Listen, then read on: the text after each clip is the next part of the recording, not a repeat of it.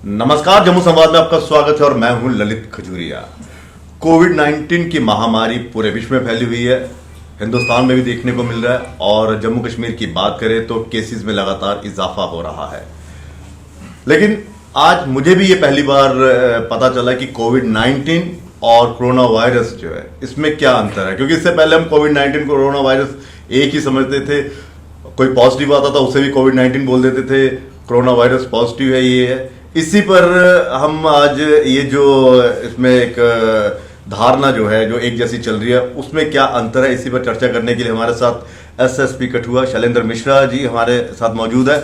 और मैं आपको ये भी बता दूं, ये एमडी भी हैं, यानी कि इन्होंने डॉक्टर हैं। ये इन्हीं से हम जानेंगे कि कोविड-19 और कोरोना वायरस में क्या अंतर है। सर, स्वागत है आपका। सर, क्या अंतर है सर कोविड-19 और कोरोना वायरस में? देखिए, जो नोवेल कोरोना वायरस है ये एक वायरस का नाम है जी। तो जब हम कोरोना पॉजिटिव बोलते हैं किसी को, तो हमने कहीं उसका नेजो म्यूकोजल सैंपल जब किया है और उस नेजो म्यूकोजल सैंपल में नोवेल कोरोना वायरस का आरएनए डिटेक्ट हो जाता है, तब हम ये बताते हैं कि भाई ये व्यक्ति इन्फेक्टेड है, तो उसे कोरोना पॉजिटिव कहा जाता है।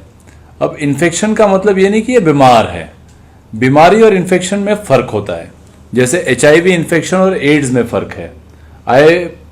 One person can be HIV positive, but he might not have AIDS.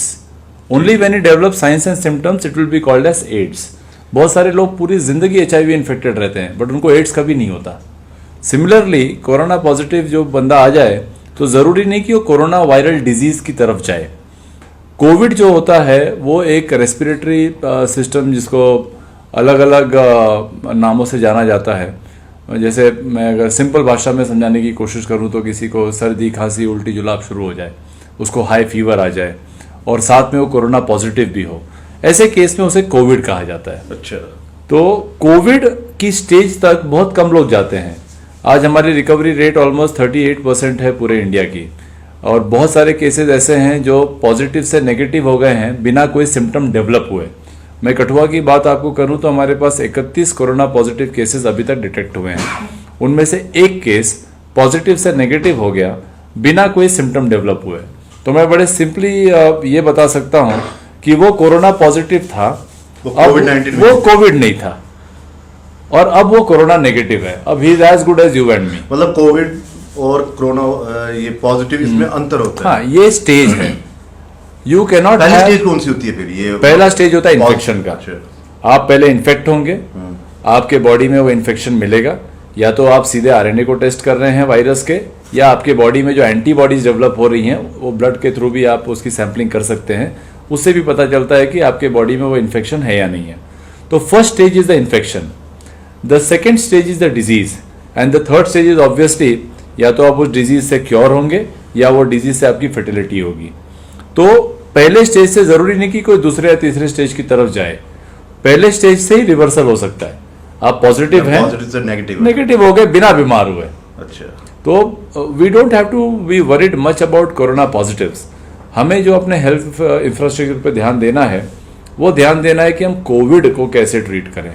हमारे पास कितने कोविड वेलनेस सेंटर्स होंगे, हमारे पास कितने कोविड केयर सेंटर्स होंगे, हमारे पास कितने कोविड हॉस्पिटल्स होंगे। तो सर, ये जितनी जो विश्व भर में जो डेथ वगैरह हुई है या हमारे हिंदुस्तान में, ये कोविड के मतलब ये पॉजिटिव वाले सिम्टम्स में, मतलब उसमें नहीं कहा जा सकता कि हाँ मैं पॉजिटिव कोरोना पॉजिटिव हो गया तो इससे मतलब डेथ नहीं हो सकती। हाँ, ये है कि मेरा थोड़ा सा स्ट्रगल ज्यादा होगा। देखिए ना, हमने ऑलरेडी जम्मू कश्मीर यूटी का अगर आंकड़ा देखें आप, तो we have like cross 1000 cases long back now, और हमारी number of deaths is hardly in 2 figures, वो भी 12 हैं। और उसमें से जो सीवियरली इल थे वो हार्डली 10 के आसपास लोग थे। 2 तो खैर इतने सीवियरली इल थे भी नहीं। अभी भी जितने भी हजारों की संख्या में जो हमारे पॉजिटिव आ रहे हैं, उसमें से बहुत छोटे मात्रा के लोग, with a very small percentile people are symptomatic. मैं अगर कठुआ की आपको बात करूं तो सारे के सारे एसिम्टोमेटिक हैं। अच्छा, किसी में एक को भी कोविड नहीं, सबको कोरोना पॉजिटिव वो लोग हैं, बीमारी किसी को नहीं है।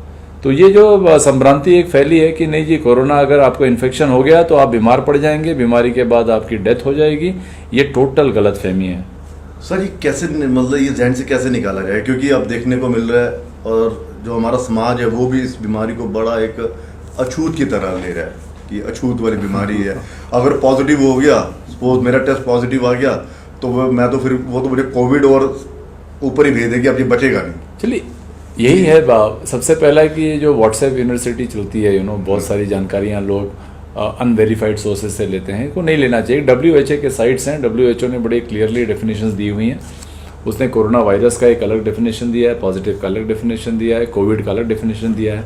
बट चलें उतनी ज्ञान की बातों में भी ना जाएं, सिंपल तरीके से रहें।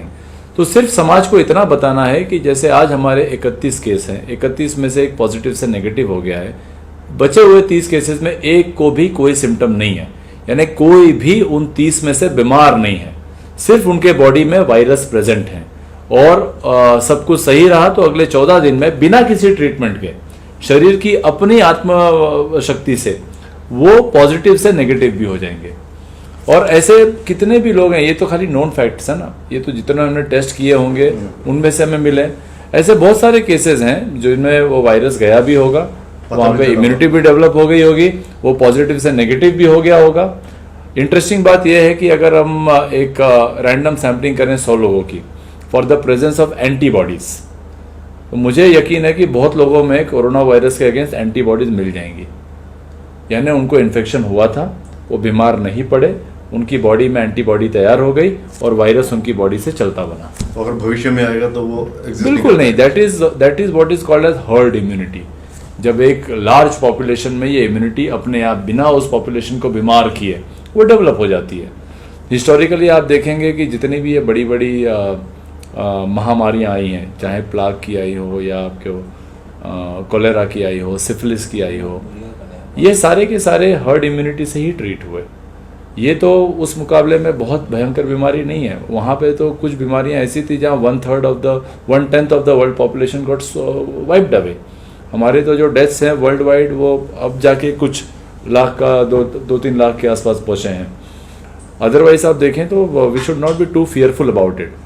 What we should be fearful about is जो हमारे एल्डरलीज हैं, जिनको अगर इन्फेक्शन हो जाता है तो उनकी बॉडी में उतना इम्यून सिस्टम नहीं है। ओल्ड एज अपने आप में एक इम्यूनो कॉम्प्रोमाइज स्टेट होता है, या कोई प्रेग्नेंट लेडी है वो इम्यूनो कॉम्प्रोमाइज्ड है, किसी को पहले से कोई बीमारी है, बहुत ज़्यादा ओबेसिटी है, इन्फेक्शन है, हाइपरटेंशन है, मे बी पहले से कोई दवा ले रहे हैं, किडनी की डिजीजेज हैं, उनको खास करके सावधान रहना ज़रूरी है।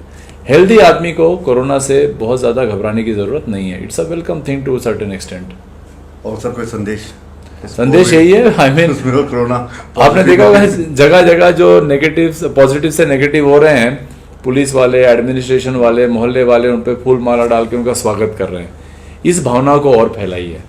जो कोरोना ग्रसित है वो हमारे सिंपैथी का, एम्पैथी का जरूरत नहीं है, उसको रिस्पेक्ट की जरूरत है। वो हमारे बीच का एक व्यक्ति है जिसके अंदर वो वायरस प्रेजेंट है, उसको उस फाइट में मदद करिए, उसको 10-12 दिन एक अच्छा माहौल दीजिए, उसको खुश रखिए, उसके घर वालों से संबंध मत तोड़िए। आइसोलेशन ठीक है, आइसोलेशन ज्योग्राफिकल होना चाहिए, इमोशनल नहीं होना चाहिए। आप उनको इमोशनली आइसोलेट मत कर दें, आप ज्योग्राफिकली करें। हाँ भाई 4 फुट पे खड़े रहें, बट 4 फुट से प्यार से बात करें, बढ़िया से रहें, उसमें और आप में कोई फर्क नहीं है। Very nice. चलिए सर, बहुत शुक्रिया, थैंक यू। तो कोविड और कोरोना पॉजिटिव में बहुत ज़्यादा अंतर है, और ये मत सोचिए कि अगर मैं कोरोना पॉजिटिव हो गया हूँ तो मैं बहुत बीमार हो गया, ऐसा नहीं है, क्योंकि ये वायरस आता है और चला जाता है अगर मेरा इम्यून सिस्टम स्ट्रांग है।